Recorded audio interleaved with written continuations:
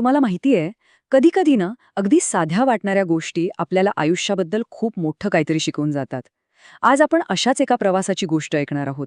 एका मुलाची, जो एका रहस्यमयी जंगलात शिरतो स्वतःला शोधण्यासाठी. जरा विचार करा, एक असं जंगल ज्याबद्दल गावात फक्त दबक्या आवाजात बोललं जातं. त्याचं नाव 7 रहस्यांचं जंगल. असं म्हणतात की तिथे जादू आहे, पण ती जादू प्रत्येकाला नाही दिसत. ती फक्त त्यांनाच दिसते जे खरंच शुद्ध मनाने तिथे पाऊल ठेवतात. आणि याच गूढ वातावरणात एंट्री होते आपल्या हिरोची, आरव. त्याच्याकडे काय होतं तर त्याच्या आजीने दिलेला एक जुना नकाशा आणि एक वचन. आणि हे वचनच त्याला त्या जंगलाकडे खेचत होतं. चला मग बघूया कसा सुरू होतो त्याचा हा प्रवास. तर आरवने पहिलं पाऊल जंगलात टाकलं. मनात धाकधूक होतीच, पण त्यापेक्षा जास्त होती उत्सुकता. पुढे काय होणार आहे याची त्याला काहीच कल्पना नव्हती, पण तो तयार होता प्रत्येक आव्हानाला सामोरं जायला. आत शिरल्या शिरल्याच आरवसमोर एक असं काहीतरी आलं ज्याचा त्याने विचार सुद्धा केला नव्हता. एक मोठं जुनं झाड. पण विचित्र गोष्ट म्हणजे त्याच्या फांद्यांमधनं पाणी टपकत होतं. जणू काही ते अश्रूच होते. हो, ते झाड अक्षरशः रडत होतं. त्या झाडाचा आवाज ऐकून आरवचं काळीजच पिळवटून निघालं.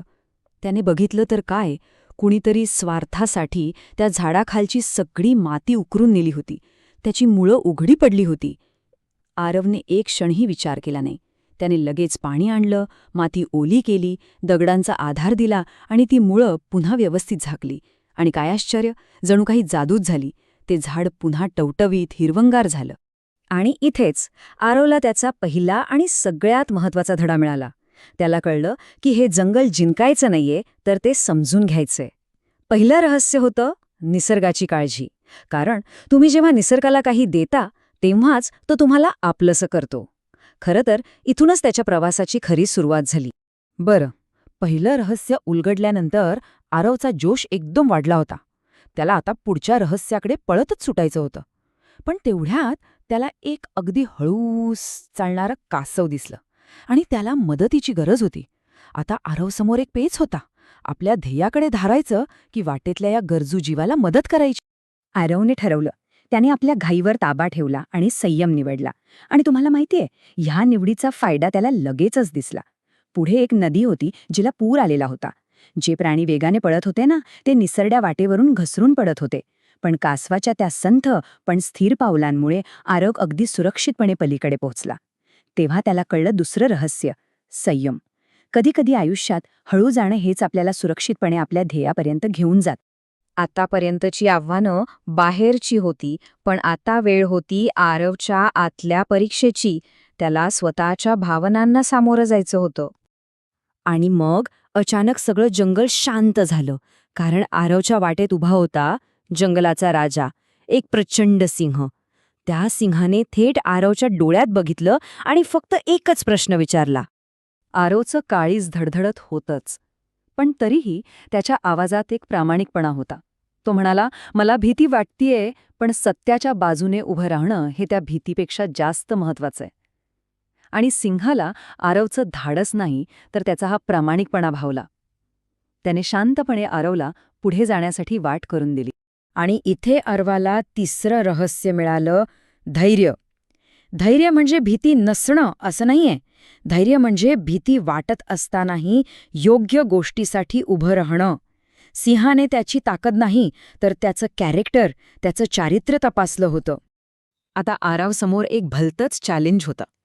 एक चमकणारी नदी त्याच्या वाटेत आडवी आली.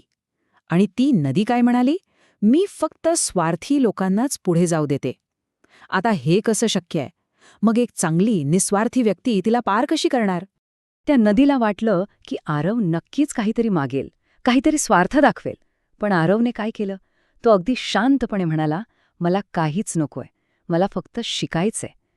त्याच्या या निस्वार्थी इच्छेपुढे त्या नदीचा सगळा अहंकारच गळून पडला. ती एकदम शांत झाली आणि तिने आरवला जाण्यासाठी रस्ता करून दिला. आणि हे होतं चौथं रहस्य, निस्वार्थपणा. म्हणजे जेव्हा आपले हेतू चांगले असतात, मनात कोणताच लोभ नसतो, तेव्हा निसर्गसुद्धा आपल्या मार्गातले अडथळे स्वतःच दूर करतो. खरी ताकद बाहेर नसते, ती आपल्या आतल्या चांगुलपणात असते. चला आता बघूया की आरव जंगलाच्या शेवटच्या आणि सगळ्यात खोल रहस्यांपर्यंत कसा पोहोचतो. एका छोट्या पक्षाने आरवला थांबवलं आणि फक्त एकच गोष्ट सांगितली, बोलू नकोस, फक्त ऐक. आणि आरवने तेच केलं. तो शांत बसला आणि तेव्हा पहिल्यांदाच त्याने जंगलाचा खरा आवाज ऐकला. वाऱ्याची झुळूक, पानांची सळसळ, दुरून येणारे प्राण्यांचे आवाज, सगळं काही. आणि त्याच शांततेत आरवला 5वं रहस्य सापडलं, ऐकणं. ही एक सुपर पॉवर आहे. हे फक्त कानाने ऐकणं नाही आहे, तर मनाने समजून घेणं आहे. त्याला जाणवलं की जंगल त्याच्याशी बोलत होतं आणि आज तो ते ऐकू शकत होता. कधीकधी ज्ञान मिळवण्यासाठी बोलण्यापेक्षा शांतपणे ऐकणं जास्त गरजेचं असतं. आता एक गोष्ट लक्षात घ्या. ह्या प्रवासात आरव एकटा नव्हता. त्याने झाडांची काळजी घेतली होती, कासवासोबत संयम दाखवला होता, सिंहासमोर प्रामाणिकपणा ठेवला होता. म्हणजे वाटेत भेटलेल्या प्रत्येक जीवाला त्याने आदर दिला होता. आणि मग जेव्हा त्याला गरज पडली तेव्हा काय झालं? हेच सगळेजण, हे सगळं जंगल त्याच्या मदतीला धावून आलं. आणि हे होतं 6वं रहस्य, मैत्री. सोपं आहे. आपण जे जगाला देतो तेच आपल्याकडे परत येतं. आता आरव जंगलाच्या अगदी मध्यभागी पोचला होता आणि तिथे त्याची वाट बघत होता एक रहस्यमयी आरसा. सगळे रहस्यम तर उलगडली होती, मग हे 7वं, शेवटचं रहस्य काय होतं? त्या आरशातून एक आवाज आला, सांग, शेवटचं 7वं रहस्य काय आहे? आरवने आरशात बघितलं, स्वतःच्याच प्रतिबिंबाकडे, आणि पूर्ण आत्मविश्वासाने तो म्हणाला, स्वतःवर विश्वास ठेवणं. आणि बस, त्याच क्षणी जणू काही त्या संपूर्ण जंगलात प्राण आले. तो आरसा, ते जंगल, सगळं काही एका दिव्य प्रकाशाने उजळून निघालं. कारण सगळ्यात मोठं रहस्य बाहेर कुठे नव्हतंच, ते आरवच्या आतच होतं. जेव्हा आरव गावात परत आला तेव्हा तो तोच आरव नव्हता. तो पूर्णपणे बदलला होता. आता तो जास्त शांत होता, जास्त समजूतदार आणि आतून खूप आनंदी होता. तर मग काय शिकला तो? निसर्गाची काळजी, संयम, धैर्य, निस्वार्थपणा, ऐकण्याची शक्ती, मैत्री आणि सगळ्यात महत्त्वाचं स्वतःवर विश्वास. ही 7 रहस्य. आणि त्याला हेही कळलं की ही फक्त जंगलाची रहस्य नाहीत, तर खरं आनंदी आयुष्य जगण्याची ही सूत्र आहेत. आणि शेवटी घरी परतल्यावर त्याच्या आजीने फक्त एका वाक्यात या सगळ्या प्रवासाचं सार सांगितलं. त्या हसून म्हणाल्या, बाळा, तू जंगल नाही जिंकलंस, तू स्वतःला ओळखलंस. खरंच, हा प्रवास बाहेरचं जग जिंकण्याचा नव्हताच, तो होता स्वतःच्या आतल्या शक्तीला ओळखण्याचा.